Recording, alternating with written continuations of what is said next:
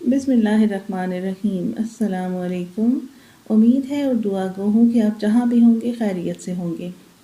अपनी last video में मैंने तकदीर पर ईमान की बात की थी, और इस वीडियो में हम डिस्कस करेंगे कि क्या कोई ऐसा अमल अल्लाह सुब्हानहू व तआला ने हमें सिखाया है जो तकदीर को भी बदल सके। तो जी हाँ, अल्हम्दुलिल्लाह, हम बहुत लकी हैं कि अल्लाह पाक ने हमें दुआ का तोहफ़ा अता फ़रमाया है। दुआ एक ऐसी वाहिद चीज़ है जो तकदीर को बदलने पर भी गालिब है। हदीस में दुआ को इबादत का मग़ज़ और इबादत का निचोड़ कहा गया है। तो चलिए चलते हैं कुछ कुरानी आयात और अहादीस की तरफ जो दुआ से रिलेटेड हैं और जिसमें खुल के बताया गया है कि दुआ ही ऐसी चीज़ है जो तकदीर को बदलने पर गालिब है। और फिर उसके बाद कि दुआ मांगनी किस तरह से चाहिए, दुआ के आदाब क्या हैं, और दुआ की कबूलियत की सूरतें क्या हैं, और किसकी दुआ कबूल होती है और किसकी दुआ रद्द होती है, ये आज हम इंशाअल्लाह बहुत अच्छे से सीख लेंगे। तो चलते हैं पहली हदीस की तरफ। हज़रत सुबान रज़ियल्लाहु तआला अन्हु कहते हैं कि नबी पाक सल्लल्लाहु अलैहि वसल्लम ने फरमाया, तकदीर इलाही को कोई चीज़ नहीं बदलती मगर दुआ, और उम्र को कोई चीज़ नहीं बढ़ाती मगर नेकी, और इंसान को रोज़ी से महरूम नहीं किया जाता मगर उस गुनाह की वजह से जिसका उसने इर्तकाब किया। यानी दुआ से ही हम तकदीर को बदल सकते हैं। यही एक वाहिद अमल है कि अल्लाह ताला से हम रो रो के दुआ मांगें। अगर हमारी तकदीर में कोई शर लिख दिया गया है, कोई बुराई है और हम उससे छुटकारा चाहते हैं, तो हम दुआ ही ऐसा टूल है कि जिसको हम यूज़ करके तो हम अपनी किस्मत को बदल सकते हैं। और उम्र में इजाफ़ा जो है, वो जो हम नेकियां करते हैं उससे फिर अल्लाह ताला भी खुश होते हैं, लोग भी हमें दुआएं देते हैं, तो हमारी उम्र जो है वो उससे बढ़ती है। और हमारा रिस्क जो कम हो जाता है, तो हमें गौर करना चाहिए कि कहीं हमसे कोई गुनाह तो ऐसे नहीं सरजद हो रहा है कि अल्लाह ताला ने नाराज़ होकर हमसे रिस्क रोक लिया है। और रिस्क में इजाफ़े के लिए इस्तिग़फ़ार को कसरत से पढ़ना होता है। और इंसान तौबा करे और कसरत से इस्तिग़फ़ार करे तो अल्लाह ताला उसके रिज़्क़ में बरकत अता फरमाते हैं। दुआ तकदीर को बदल सकती है। फरमाने इलाही, हर एक वादा लिखा हुआ है। अल्लाह जो चाहता है उससे मिटा देता है और जो चाहता है बरकरार रखता है। उसी के पास असल किताब लौहे महफूज है। ये सूरत रात की आयत नंबर 38 39 है। रसूल पाक सल्लल्लाहु अलैहि वसल्लम ने फरमाया, तकदीर को दुआ ही बदल सकती है और नेकी उम्र में इजाफ़ा करती है।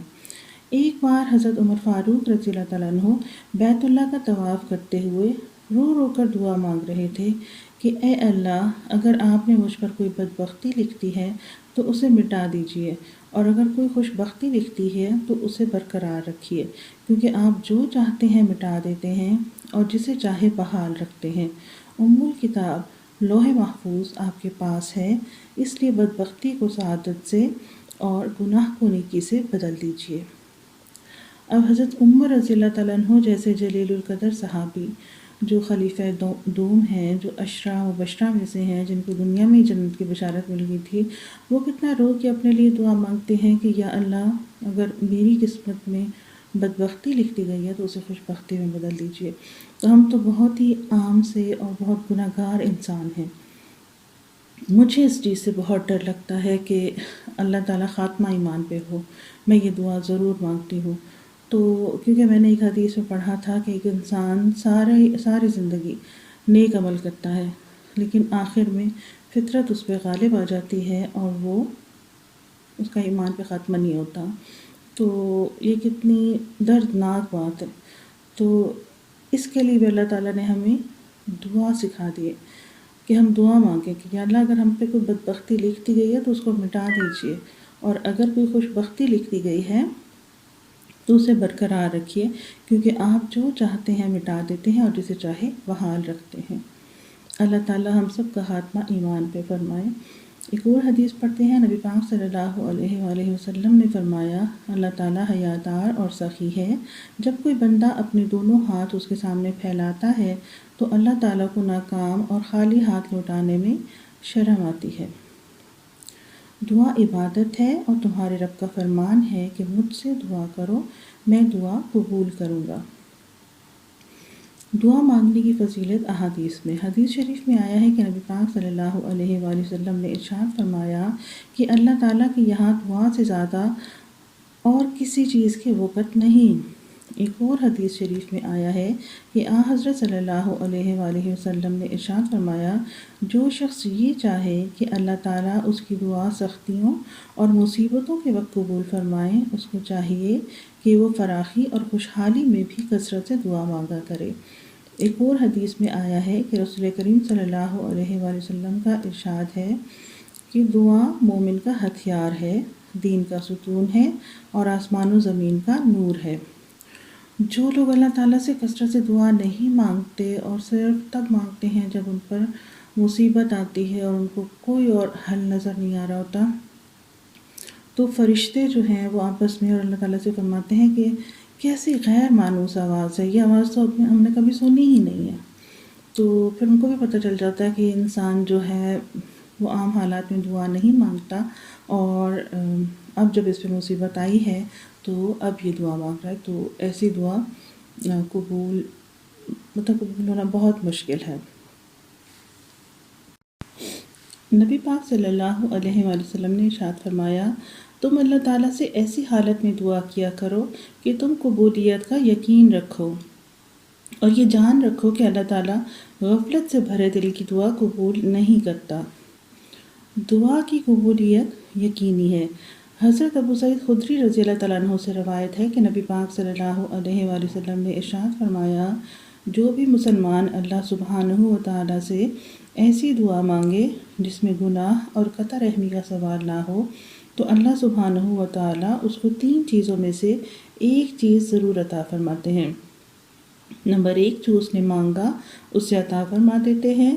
نمبر 2، یا اس دعا کو آخرت کے لیے ذخیرہ بنا دیتے ہیں۔ نمبر 3، یا اس دعا کے بدلے آنے والی مصیبت کو دور فرما دیتے ہیں۔ یہ سن کر صحابہ کرام رضی اللہ تعالیٰ عنہم اجمعین نے عرض کیا، اب تو ہم خوب دعائیں مانگا کریں گے۔ تو آپ صلی اللہ علیہ وآلہ وسلم نے ارشاد فرمایا، اللہ سبحانہ و تعالیٰ اس تمہارے مانگنے سے بھی زیادہ عطا فرمانے والے ہیں، کیونکہ اللہ تعالیٰ تو بادشاہوں کے بادشاہ ہیں، پوری کائنات کے خالق اور مالک ہیں۔ اللہ تعالیٰ سب کو اتنا عطا فرما دے، ساری اپنی تمام مخلوق کو، کہ جتنا ان کی خواہش ہو، تو اللہ تعالیٰ کے خزانوں میں ذرہ برابر بھی کمی نہیں آئے گی۔ تو اس لیے اللہ تعالیٰ سے جو بھی مانگیں قبولیت کا یقین رکھیں۔ دعا کی قبولیت کا نسخہ۔ اللہ عز و جل نے حضرت سیدنا موسیٰ علیہ السلام سے ارشاد فرمایا کہ اگر تم مجھ سے دعا کا ارادہ کرو تو اپنے پیٹ کو حرام غذا سے محفوظ رکھو، اور یوں عرض کرو، اے قدیم، اے احسان اور عام فضل والے، اے وسیع رحمت والے، تو میں تمہارا سوال پورا فرما دوں گا۔ اس میں اللہ تعالیٰ نے ان کو 2 نصیحتیں فرمائی ہیں کہ ایک یہ کہ اپنا جو رزق ہے وہ حلال رکھو، کیونکہ حرام رزق سے پلنے والا جسم اور اس جسم پہ حرام ذرائع سے حاصل کیا گیا کپڑا ہو یا اس کی خوراک حرام ہو تو اس کی دعا قبول نہیں ہوتی۔ اور دوسرا اللہ تعالیٰ نے سکھایا ہے کہ اپنے اچھے نام سکھائے ہیں کہ اللہ تعالیٰ سے اچھے ناموں کے ذریعے سے دعا مانگنی چاہیے۔ ہمیں دنیاوی حاجت کسی دنیاوی بادشاہ سے ہمیں ہو،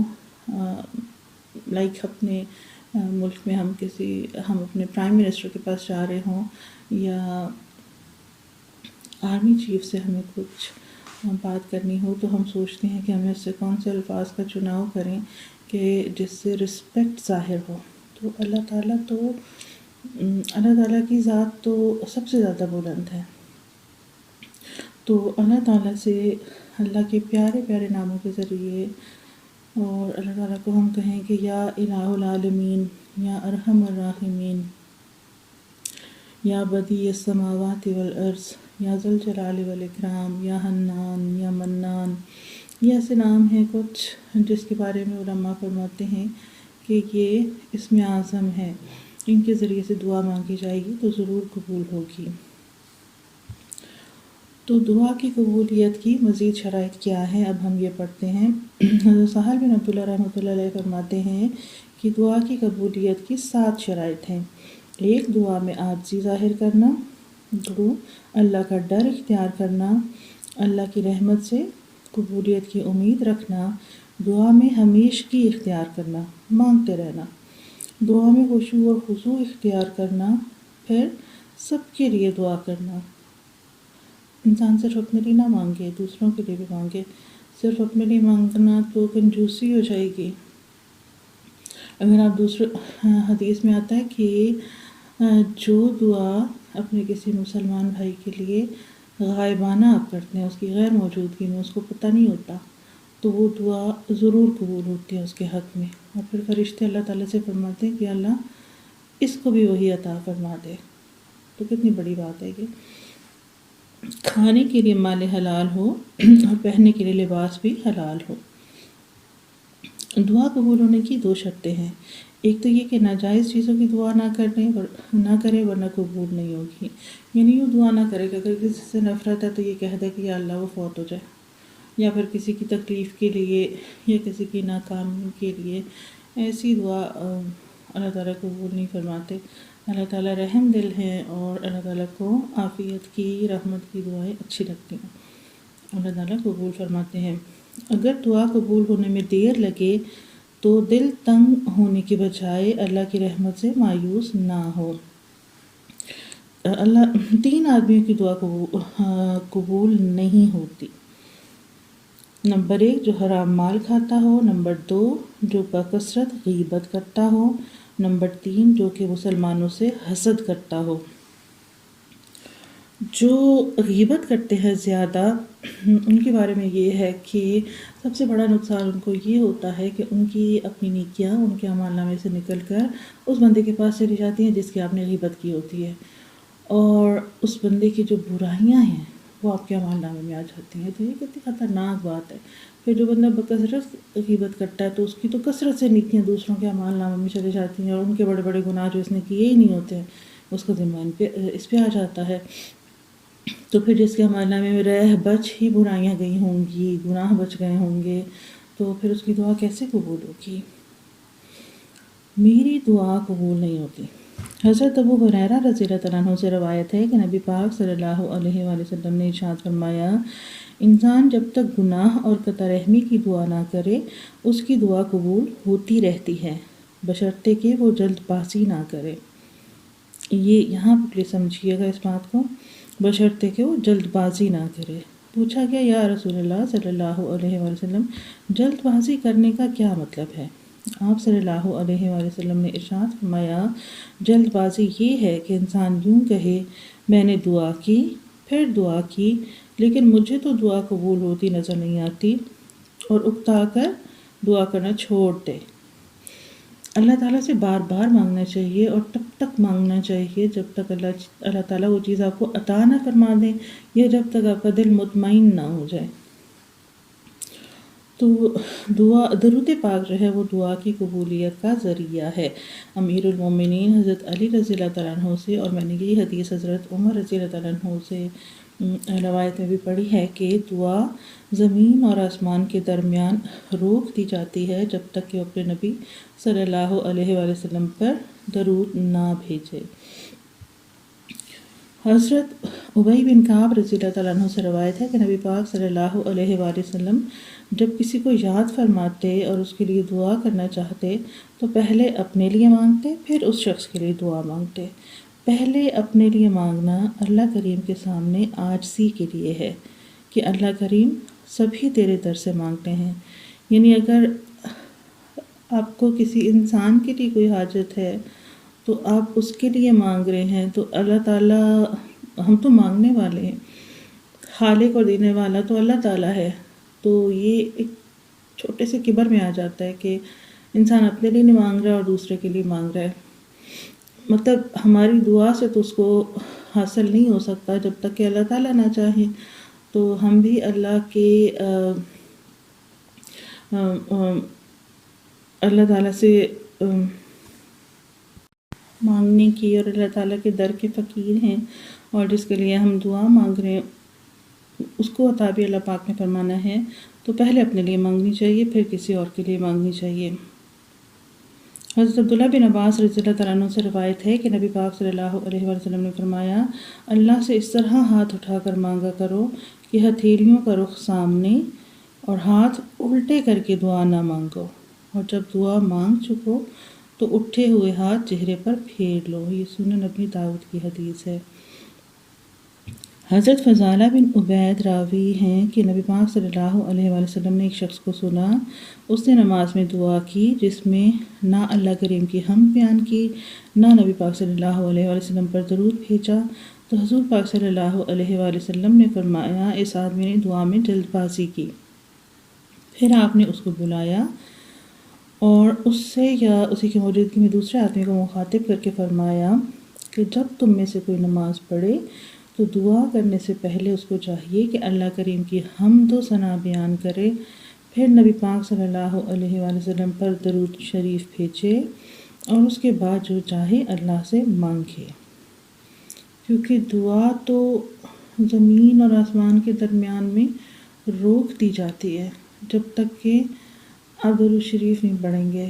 تو دعا مانگنے کا طریقہ ہی یہ ہے کہ سب سے پہلے مستحب یہ ہے کہ آپ وضو کریں اور پھر 2 رکعت نماز پڑھیں اگر آپ کو کوئی حاجت ہے، پھر آپ اللہ تعالیٰ کی حمد و ثنا بیان کریں اور دعا کے اول آخر میں درود شریف ہو، اور حمد و ثنا میں آپ کچھ بھی سبحان اللہ، الحمدللہ، لا الہ الا اللہ، اللہ اکبر کبیرا والحمدللہ کثیرا وسبحان اللہ بکرۃ واصیلا، یا رب لک الحمد کما ینبغی لجلال وجہک وعظیم سلطانک۔ یہ نماز کا جیسے سٹارٹ ہوتا ہے سبحانک اللہم وبحمدک وتبارک اسمک وتعالی جدک ولا الہ غیرک، یہ حمد ہے۔ الحمد شریف جو ہے ساری سورۃ فاتحہ یہ حمد ہے، یہ پڑھیں۔ پھر درود شریف یا تو نماز والا پڑھیں، اگر نماز والا نہیں پڑھ سکتے ہیں تو کوئی سا بھی چھوٹا سا درود شریف یاد کر کے اس کو پڑھیں۔ پھر اس کے بعد اللہ تعالیٰ سے دعا مانگیں اور اپنا چہرہ جو ہے وہ آپ کا قبلہ رو ہونا چاہیے۔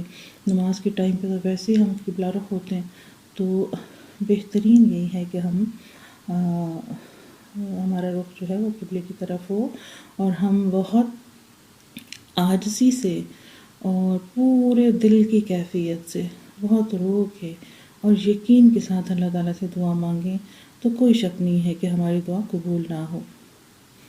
تو آج کی ویڈیو میں یہیں پہ ختم کرتی ہوں۔ اگر آپ کو کوئی اس ویڈیو سے کچھ فائدہ حاصل ہوتا ہے اور آپ سمجھتے ہیں کہ اس سے دوسروں کو نفع ہوگا تو پلیز اس کو شیئر کیجیے، میرے چینل کو سبسکرائب کیجیے۔ ملتے ہیں نیکسٹ ویڈیو میں، تب تک کے لیے فی امان اللہ۔